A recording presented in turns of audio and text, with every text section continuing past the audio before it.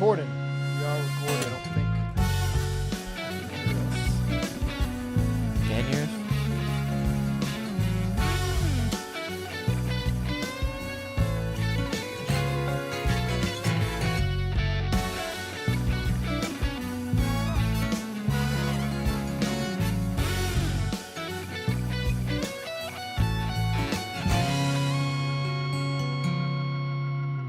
Came a knocking on my door one night around 6 o'clock. I had no invitation, nobody to jot. I opened up the door and to my surprise there was a bright and shining man with these piercing eyes. He said, "Sonny, you've been living your life with ease. Time to get back to work, son, get back on your feet." He left on that note without gloves or coat, even though the sky was gray. There came a knocking on my door, I don't even know what for. After he left that night, I didn't think twice. Didn't stress, didn't worry, didn't leave on a light, no. I thought it was a dream cause there was no explanation why a man would show up to give me that brief exhortation. Thinking about the words that this man had said, started searching for some meaning as they raced around my head. Then I stopped with the start at the thought of repentance, and this is where I started to learn my lesson.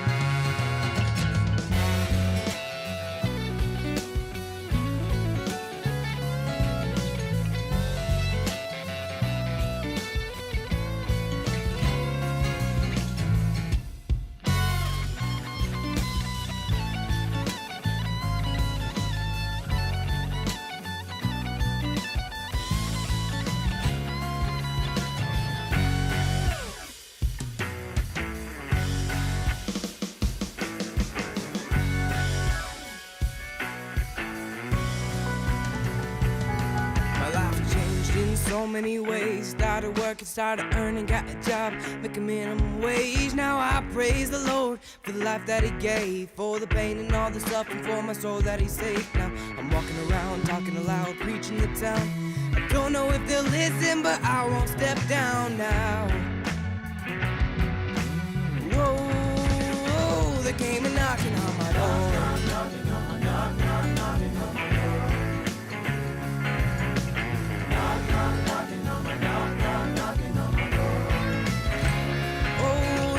Wake up call for my life to begin. Thought I was doing fine, turns out I was drowning. Knocking on my door. Oh, there came a knocking on my door.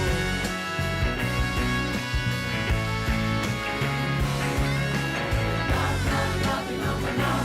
Knocking on my door.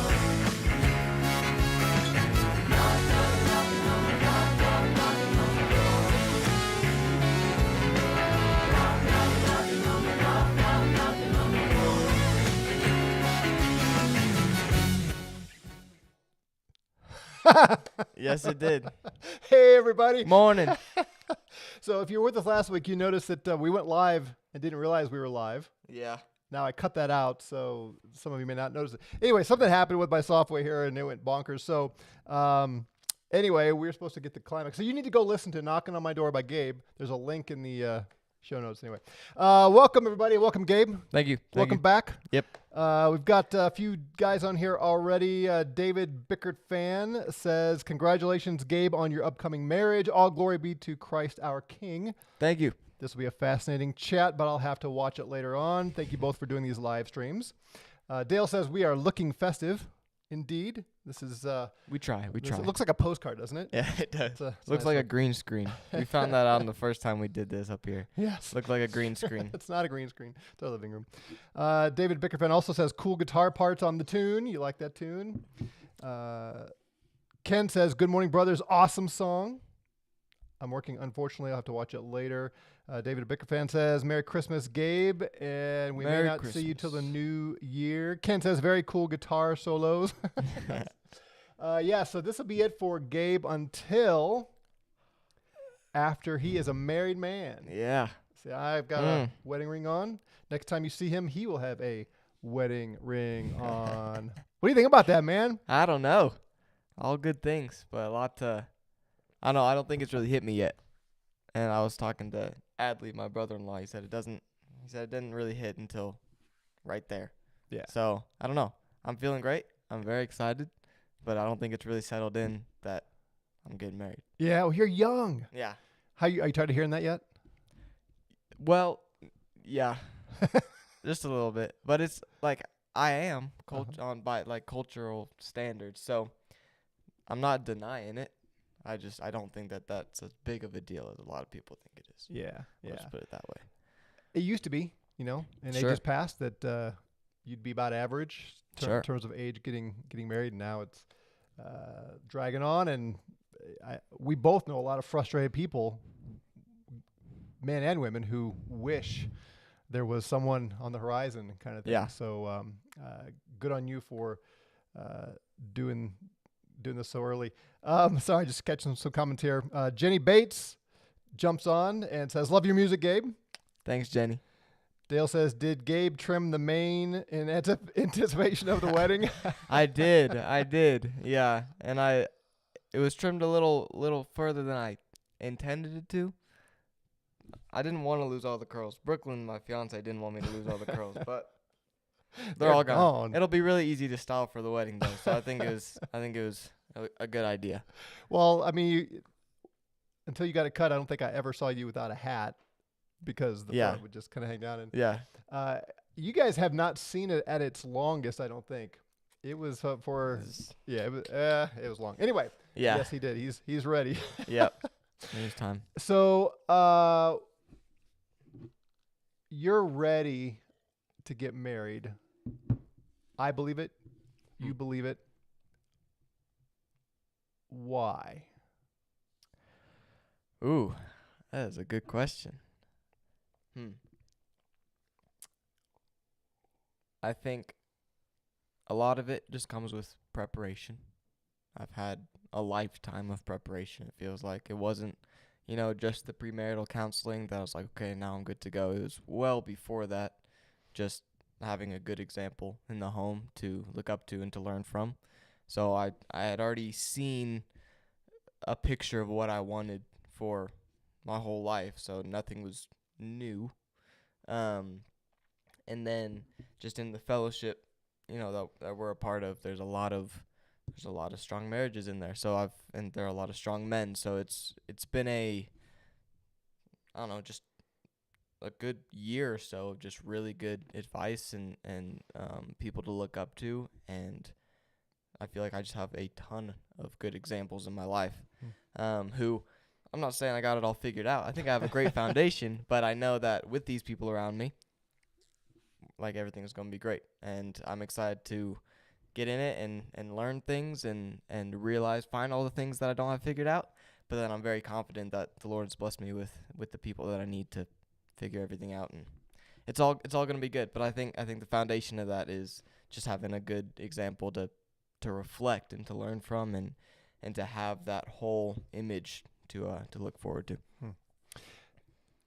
As we were discussing, what do we want to talk about here today, I was thinking about, in follow-up to our last couple of podcasts and last week especially, you were sort of interviewing me and asking about my father and what I implemented differently from what I saw in my dad.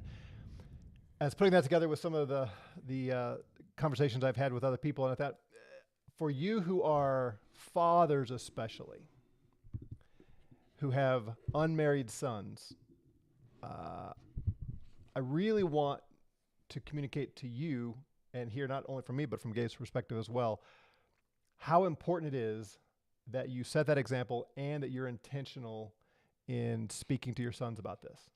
So in, 25 years of professional pastoral ministry, lots of counseling, lots and lots of counseling. And my wife and I spent a lot of time with marriages, especially pre-married couples, because as I started doing more marriage counseling, and I would probe a little bit to find out, what kind of preparations they had coming into marriage, I was shocked at how little input these people had coming into marriage. Your mom and I, we had an hour the pastor was a family friend of your mom's, and basically said, "Have you guys talked about children and money?" We said, "Yes, some." And it's great. And we spent most of the time talking about his relationship to your mom's family. Mhm. He was a nice guy, and but that didn't help. I mean, there was nothing coming out of that helped us. And neither my parents nor your mom's parents focused on really taking us by the hand and walking us through what marriage should be. So early on in our ministry, I decided I want to help couples and spend a lot of time with couples on the front end. So hopefully they don't end up in my office in 10 years with great problems, right? So all that to say, fathers, you need to teach your sons about marriage. And as Gabe said, it starts early on. The example may be the first place. So if you need to work on your marriage to be a good example for your son, get after it. So put you on the spot here. As you look back, when you were younger especially, or more recently, what do you see in our marriage, your mother and I, that helped prepare you? Yeah. How far back should I go? Well, whatever you Yeah. Okay. So I think just some of the foundational things that I can just account so many different, memories from. I would just, although there wasn't a lot of it, just like conflicts between you and mom. Not like arguments or anything, but just like different ideas and stuff. The way you guys handled those, and it was very clear you were leading, but you valued her advice and her opinion, and she was willing to give it. And it was a very respectful conversation with trying to find the best answer. It wasn't a power grab. It wasn't whatever. It was, you guys are truly trying to do what you believe the Lord wanted you to do, and you guys did that together. I think discipline, right? I remember, I think when I was like 14, maybe, thanking you guys for disciplining me for all those years, which I hear is uncommon, but it made sense. I think you guys did that very well. That's something that I can clearly see how you did it and why you did it, and see it in comparison to how some of my friends were disciplined and it did not have the same outcome or same desired outcome. And I don't know, you just love mom really, really well. And I think that's high up there on the priority list and what I want to emulate. So I'd say those three are, I think if you have those three things down, that's a pretty good start. Yeah. Yeah, and obviously you don't know what it's like to grow up in a different family, right, where those things are not on display. But just as we talked last week, early on in our marriage, things were good. We had a great, opening years, if you will. But then when I was called upon to give more counsel on marriage, that's when I really began digging into the scripture to say, okay, what exactly has the Lord laid out here on marriage? Because I need to be able to communicate that to others. Right. And found myself reflecting on these things and thinking, if I implemented more of this in my marriage, it would go from good to great. Yeah. And I found out the scripture has a lot more to say about marriage than I realized. The Ephesians 5 being sort of the classic passage, the place that expanded the most.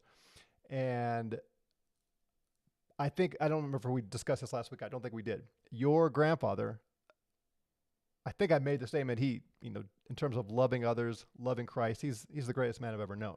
Yeah. I would not say he loved my mom differently from the way he loved anybody else. Now, we talked about this. I came later in life, and maybe it was different when they were younger. I don't know. But he treated her very well.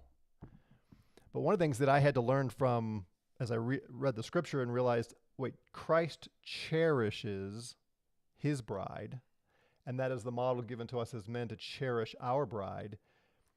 And I started thinking through that. She needs to feel more special than anybody else in the world. And so I began to reflect on my own marriage, thinking, okay, I think I treat her well and I love her, but I try to love everybody, but she needs to feel unique to me, special to me. Right. And, that's can be what we put in the category of romance. It can be all kinds of different things. But as I began to really even increase my desire to make her feel cherished, we kind of went from good to great. Well, you grew up seeing that, and we had, regular date nights, and yes, there were, we're human beings, and we had decisions to make that we didn't always agree on and that kind of thing. And she's always been very good at following my lead after she, shares her input, and I seek her input. Yep. I guess what I'm saying for you men, again, who are fathers and husbands, cherish your wife and do it in front of the kids, so they see that example, as well as the other things they need to see. But it's important to see that. And you probably remember when you kids were young, we had our weekly date night, and we didn't budge from that. Yeah. We planned around it. Never. You probably remember seeing that. Oh yeah. No, I totally agree. I think just from a kid's perspective, or someone who's just learning, your words have no weight if there's not an example to follow. So you can say all the right things, you can, talk the talk, but if there's not something that they see that gives your words credibility, they're honestly just going to see you as a liar. And then there's going to be no trust there. There's going to be no desire to emulate that or strive for that or come to you for advice or, anything related to that. I think that's, and take comfort in the idea that if you have a good example, you have less things that you need to say. If you have a solid path for them to follow on, then it doesn't come from your words. There's time for conversation, of course, and there are things that need to be talked about. But the whole idea of kids learn by example, it's one of the strongest truths I know. Yeah. Just I'm fresh out of it, Yeah. Or I guess I'm still in it for a little bit, and that's good. But I feel like that, especially for me, that's exactly how I learned. So to see you raise me the way you did and love Mom the way you did, to see the guys in fellowship lead the way they do, that means way more to me than anything anybody's ever said to me. So, example. It's important. By the way, Sylvia Herbert says, such a nice lad. My 7-year-old loves your music, Gabe. You also are a good influence on people younger than you. Don't forget that. Yeah, that is very encouraging. Thanks, Sylvia. So Lon asks, what would you do differently from or in addition to your dad? I've been thinking about this quite a bit. This was a topic in marriage prep, just kind of evaluating your parents, and there's nothing that comes to mind at the moment. And I think we've talked about this a little bit. I think for a lot of people, there are clear things that they want to change and eliminate, and I don't have any of that. I think there are some things that I want to try, not like in a weird experimental, like, well, let's see how he reacts to this or this. No, that's not what I mean. But like, I assume there are going to be things like maybe I would have enjoyed this growing up, and stuff like that. And obviously my kid's going to be different than I was. So different interests, different hobbies.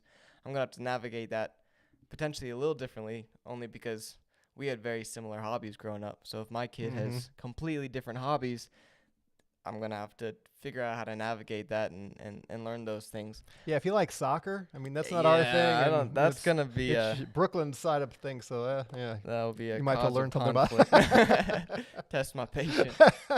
No, there's nothing big, and I know how rare that is and how big of a blessing that is, but there's nothing. If I could be just like you, then I'd be very content with my life. So, and there may be things that come up that like you said, either challenges we didn't face or just things you realize later on. Yeah, okay, this is how my dad would have handled it, and I'm going to try it differently, and that's fine. One of the things that we always talked about with couples, and we certainly have talked through with our own kids. We've been very intentional. I love our marriage. Your mom and I are very, very happy, but you're blind to your weaknesses sometimes. Sure. Right, and so we have tried to strengthen every weakness that we come across, but there may be areas that later on you realize, that wasn't the best way to do that. great. I think by God's grace, I have been a better husband than my father was. And as I've told you, you need to be a better husband than I am. Sure. And how and what form that takes, who knows? But that's the kind of legacy we can leave of saying, all right, take the good from your father and be even better. So I'm sure there will be things down the road, and I might learn from you as I watch you do some of these things. Josh Copeland says, how does Doug recommend handling disagreement in front of children? Do you recall seeing your mom and I have disagreements? No, nothing significant. Yeah. I'd say the biggest thing that I remember when those few things did happen is it was very clear that you and mom were on the same team, which I've heard is a problem for a lot of kids. They don't feel like their parents are working together. Never saw that. That was always very clear. I think there was always the thing as a kid where like you'd go ask mom one thing and then she'd say no and you'd be like, well, hey dad, and whoever I asked second always be like, well, what'd the other one say? And I'd be like, dang it, but so there was always that, which was just very clear. Like, I'm not gonna win one and against the other. Like, you guys were always on the same team, and with conflict and stuff, it was just very obvious. You guys were striving for what the Lord would be pleased by. It was very selfless conflict. It was not, just trying to win. It was, we need to come up with the best decision here. Yeah. In my marriage book, by the way, if you don't have it, if you know anybody in December, more people get engaged than in any other month of the year. Did you know that? I believe that. So if you're looking for another present to do a little selfless, shameless promotion here, I wrote a book called God's Design for Marriage, and it's basically premarital counseling in a book. It's very good. And then I also released a married edition because I had so many married couples saying, we're going through this together, it's great. And I thought, well, I can tweak some of the questions and things. So I would encourage you, buy a copy and give it to someone who's engaged, or give it to your spouse and go through it together in 2024. And I was thinking about that book because there was a reason for that. Anyway, when it comes to conflict in front of the children, which is what Josh is asking here.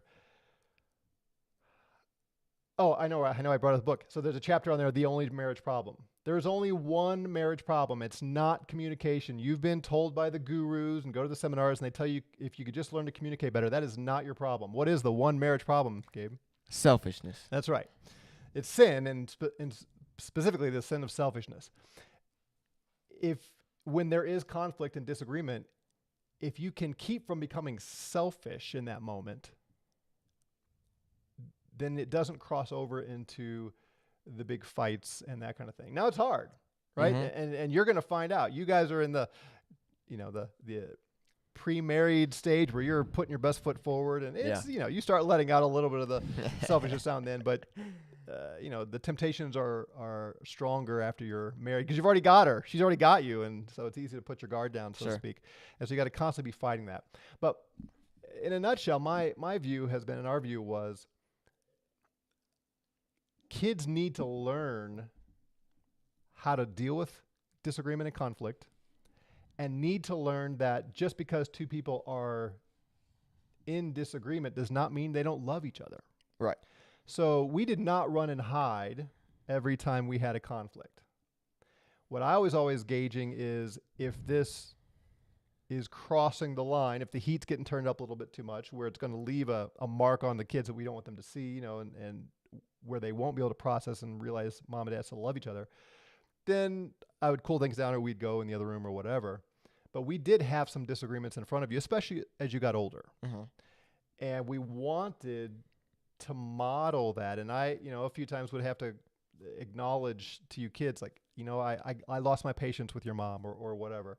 And that's not okay, or apologize to her in front of them, that kind of thing. So what I'm addressing, Josh, here is there's this principle in the greater Christian culture, I think, that says never argue in front of your kids. Yeah. I don't buy that. Yeah. Because they need to see it. So many people that I know, receive disagreement as a personal attack. And I think that's partially because they've never seen people disagree Right. and love each other on the other side of it. Right. And the other thing about doing it in front of the kids is it does sort of keep you from getting too selfish. A little more motivation there. You don't want them to, see the true side of you there. So, I don't think it's a problem to let them see it, but they need to see the whole thing. They need to see the interaction and to see the reconciliation and see you shortly thereafter hugging on each other, kissing each other, and everything's good now. Right. Good. Yeah, I think without the reconciliation, that's just damaging. Mm-hmm. You know, if that's the idea that they have is that, they had to leave and then, like, there's no apology, there's none of that at the end, then I think it makes sense that a kid would grow up thinking the conflict never ends. Right. Right? They don't know what happens. Do they just leave it open-ended?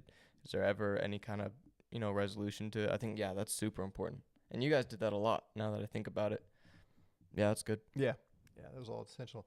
Lon says, I once had a spiritual mentor who said, quote, find out what your wife wants and give it to her within your capability. If she wants avocado carpet, etc., what do you think? That's been kind of a joke, he says, with them. Are you saying that the spiritual mentor just said, always give your wife what she wants? Yeah, what's the goal here? I once had a spiritual mentor who said, find out what your wife wants and give it to her within your capability. Is that kind of along the happy wife, happy life mantra, which I think is nonsense. If that's what you were told, I don't think that's a great idea. As the husband, I'm to lead my wife. Let me approach it this way. So Jesus is the example, right? Christ in the church, and marriage is a picture of that. Does Christ give you everything you want? Right? Does he live simply to make us happy? Of course not. Hope not. Yeah. He does bless us and cherish us, and he gives us many good gifts. And so I think as husbands, we should give our wives many good gifts. I'm excited to see. This is our Christmas, by the way. With them heading off to spend some time with Brooklyn's family, and then then the wedding. So they're heading out next week, and I think I've shared with you all that my daughter and her husband, my son-in-law, are heading overseas as missionaries. I don't remember how public I've gone with that. And now I'm hoping I'm not. she'll come down here and scream at me if I wasn't supposed to say that online, because they're going into some interesting places. I'll just leave it there. Anyway, this is. I can edit this out if I have to. If she's I'm sure that's fine. Anyway, this is our Christmas. Today we're celebrating Christmas as a family, which is going to be a great. And again, I'm getting old, losing my place. Where was I going with that? Anyway, Lon was asking. So he follows up here, says it was just his way of dealing with wifely desires, I guess. Don't argue about the trivials. Yeah, certainly you should. We don't want to do that if anybody just major on the minors, and you don't want to create an atmosphere of pettiness, and Peter says love covers a multitude of sins, right? That kind of thing. But if your motivation is, I know it. I got back now. So Jesus does bless us, and I think my wife is gonna like some of her gifts, at least one of them in particular that's under the tree. So I've always bought presents and taken her on. When the kids were young, we'd go on at least one, if not two night getaways every year. And like I said, the weekly date night and gifts and all those things. And it's not that we don't do those things now, but it is a little different when her time. The reason I was so insistent when you kids were young is because you were her life, and it was a 24/7 job. Yeah. And I was pastoring. I was very busy. And so to know weekly, on Monday night was our date night, and we planned around it, right? That she knew every Monday night I was taking her out to do something. Yeah. And then a couple times a year we'd get away in the mountains or something for a couple nights, and she knew those were coming, and that was great for her. Our schedules are freer now, so we can do more spontaneous things, and it's not the same pull. So we still go on dates, and hopefully she still feels cherished. But the intensity of needing that scheduled time like that has waned a little bit, kind of thing. But Jesus cherishes us. He blesses us. He provides great gifts for us. But he doesn't just give us everything we want. And because he's leading us somewhere, and that's kind of the model for us as husbands. Um, so another big part, we're not going to spend a lot of time here because our time is waning, but I want to encourage you, gentlemen, and see if Gabe agrees with this. There's making decisions. There's the headship, decision-making elements of marriage that you as fathers need to model for your sons. That's a big area that husbands abdicate. Yeah. And if you ask any of my children, who's the head of this home? It's you. Yeah. Yeah. And everybody knows that. There's an authoritative or an authority aspect of that for sure. Yeah. There's also a responsibility aspect. Right. The Lord has entrusted me with the authority of this home, and my shoulders are designed to carry the weight of those responsibilities. My wife's shoulders are not. That's why, it's doubly hard for single mothers. And I'm thankful for those who, a widow, for instance, whose husband's gone. She's carrying a load that God didn't design her to carry. Now, will the Lord give her the strength and ability to do that? I believe so. But the way it's designed is the husband is carrying the greater authority there. So you need to model that, and you need to talk to your son about that and help him think through as it gets closer to this stage of how do I do that without being overbearing and harsh, also without abdicating and that kind of thing. And again, the modeling comes first, right? They see it, and you also need to have the conversations. But even another topic is just getting ready for the wedding night, sex, all of that. I mean, we've spent a lot of time way back. It started when Gabe was 11. We had our first conversation. Do you remember that? Is that the trip up to Denver? Yeah. He took me up on this big old trip, baseball game, Dave and Buster's getaway, and I guess that was the original time to have the talk. And what you asked, Gabe, what do you know about sex? And I said, what did I say? You said, is it marriage? I said, well, it's related to marriage. You said, that's all I got, Dad. Yeah. So I was like, all right, we don't need to talk further about this. But yeah. even at that age, and he was homeschooled. He wasn't out with all the other, the public school stuff. Even at that age, I knew he had friends that also had parents that were concerned about these things to some degree, but he's going to be exposed to stuff. Yeah. Right? You can't protect them, and they're getting exposed in all the kind of, so I wanted to set the parameter early on. I'm the go-to guy here to talk to about this. Yeah. And fathers, you need to set it up where it's not a weird conversation. Yep. No, I mean, there's an awkwardness. Sure. Even to this day, Sure. there's an awkwardness. But it doesn't have to be taboo and weird. You have to bring that in. I can't tell you how many guys I've said, as we're preparing for marriage, guys and girls, did your parents talk to you about sex? No.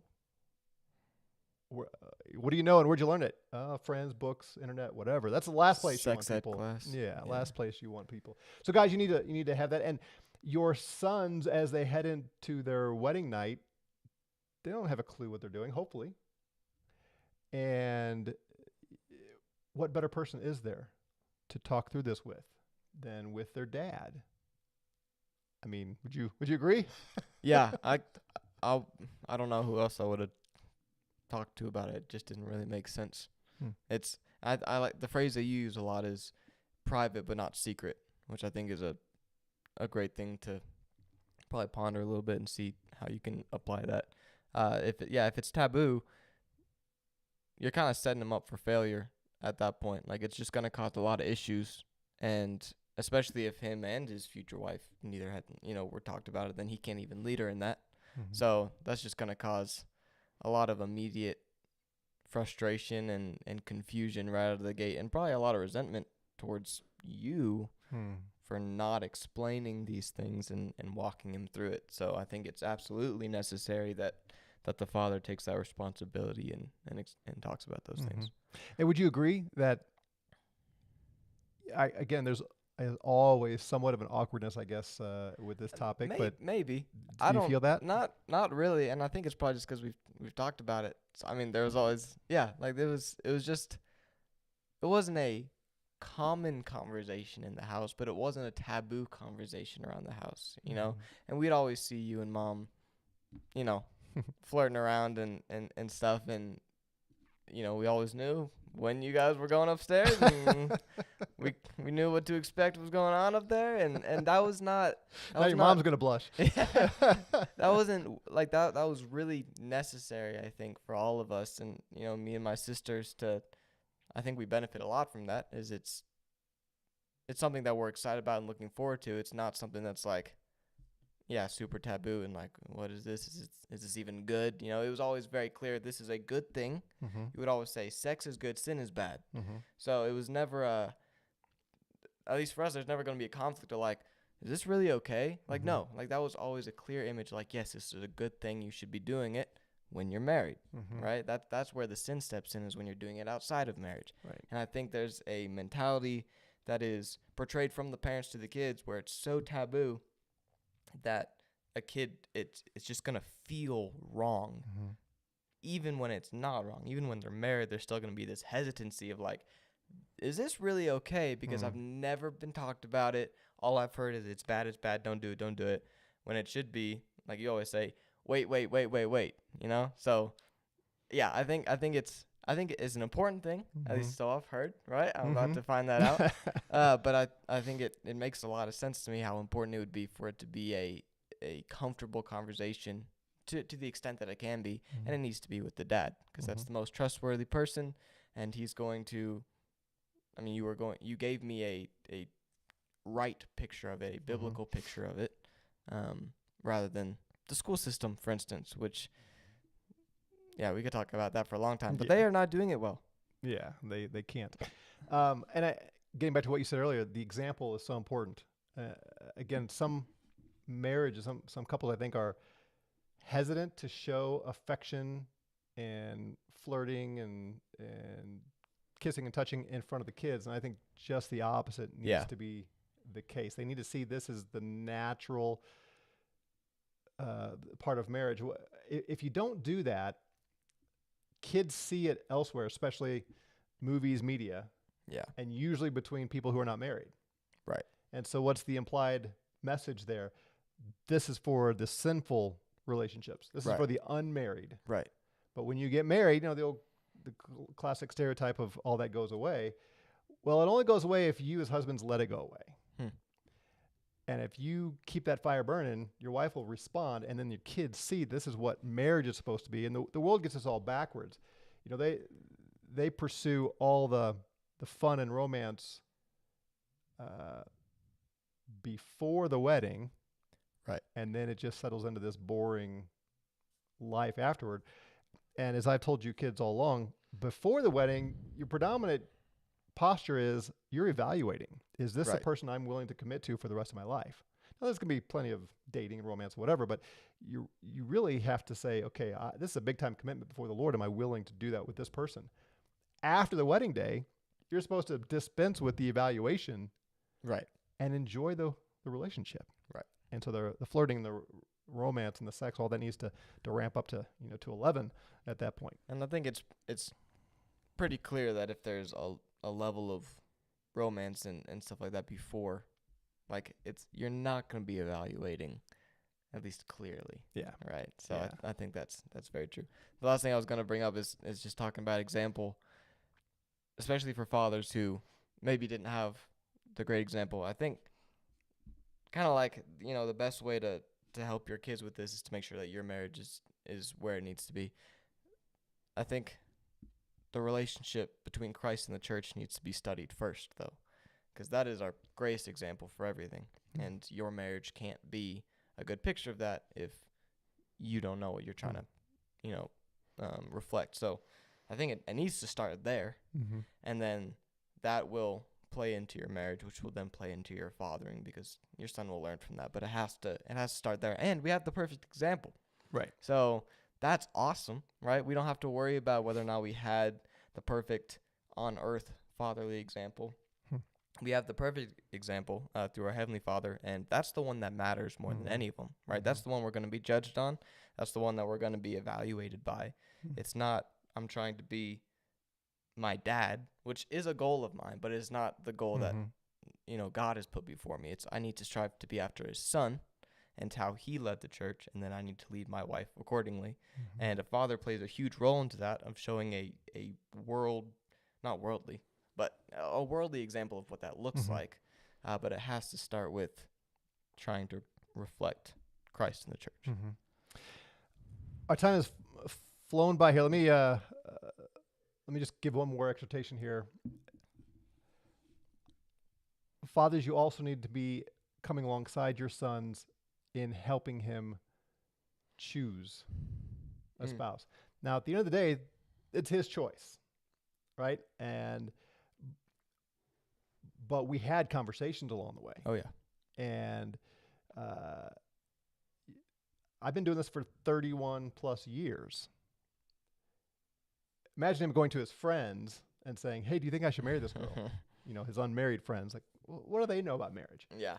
But his mother and I are able to look at our own marriage and all the marriages we've worked with over the years. And you begin to see things like, oh, I mean, there'd be plenty of times that we'd get done with our premarital counseling and think, oh boy, they are in for something. On other times, we're like, man, they're gonna be great together. You could just tell. And so we've had conversations all the way along, and I'm so encouraged. I'm so excited for Gabe and Brooklyn. You guys are gonna be great, and you're gonna have a great marriage, great relationship. I love the fact that you're starting so young. You get to build everything together. Your mom and I were not too much older than you. I was 22, she was 21. Yeah. And I remember specifically the year when she was a Gooden longer than she'd been a Buckmiller. That was her maiden name, right? When she'd been my wife longer than she hadn't been my wife. And what an amazing moment that was. Like, yeah, this is really great. Well, we started early and we got to build this whole life together. And you guys are starting even younger and get to do that. And Brooklyn's great. And I didn't, it's not my decision. So even if I didn't think Brooklyn was the best choice, I would have told him my concerns. But at the end of the day, he's got to make the choice. Right. But you as dads need to speak into that from your own experience and help them make, this is a lifelong commitment. So they need your input. And again, it's not an off or on switch necessarily, unless it's, outright sin or whatever. But, we've had conversations. Here's what I see in you. Here's what I see in her. Here are the temptations that I see are going to come because of these things. Yep. So if you're willing to say yes to her, even with that, great. And I said the same thing to her. You're like, I know my son. Here's here's what you're marrying. And I said, look, I'm speaking objectively here. If you can't handle this, then you shouldn't marry him, right? We need to know going in, this is a lifelong commitment, and fathers, you've got to speak into that and help them make a wise decision. Once the decision's made, you got to be all in. Do not carry into their marriage your hesitance from before, if you have any, or your complaints or whatever. At this point, come January 4th, when you have said I do, your mom and I are all, and we're all in now. But at that point, it's like, there's no room for second guessing, no room for evaluating. Like, now go and make a great marriage. Yeah. So any last parting moments here? We probably should wrap this up. Yeah. No, I'm blessed to have been given that good example and to have a dad that walked me through it. And I remember vividly a couple years ago, we were standing in the kitchen and I was like, Dad, I think Brooklyn would make a great wife. And you were like, yeah. And I was like, all right. Here we go. That's all I needed. Thanks. So, yeah. No, but I was just blessed to have those conversations. And I don't know. It's just fathers, it coming from a son, it is the biggest thing in my life. So, yeah, don't underestimate or undermine the significance of it in your sons. Well, I'm just going to say to you, Gabe, publicly, I'm so proud of you. And I can't wait to see that coming together on the 4th, and to have a up close and personal look at your marriage. You're gonna be a great husband, and I think Brooklyn's gonna be a great wife, and you guys are gonna be great parents, and I can't wait to be a grandparent. Yeah. This time next year, anyway. But I'm just so proud of you, and the way you have already implemented the things that we have taught you. It's going to be great. And the Lord has big things ahead for you. And I love your attitude of, I've been given much. I've got to make much out of that, and look forward to us working together on so many things. And it's exciting. So anyway, for those of you watching, I just wanted to say that publicly. I'm so proud of this man, and proud to be his dad. And it's a blessing. The Proverbs talk about this, of the blessing of a son. He can be cursed and bring shame on your name, or he can fill your heart with joy. And you certainly fill my heart with joy. So proud of you, son. Thanks, Dad. All right, everybody, have a great weekend, great week. We'll see you Monday. And from the good ones, Merry Christmas. Merry Christmas.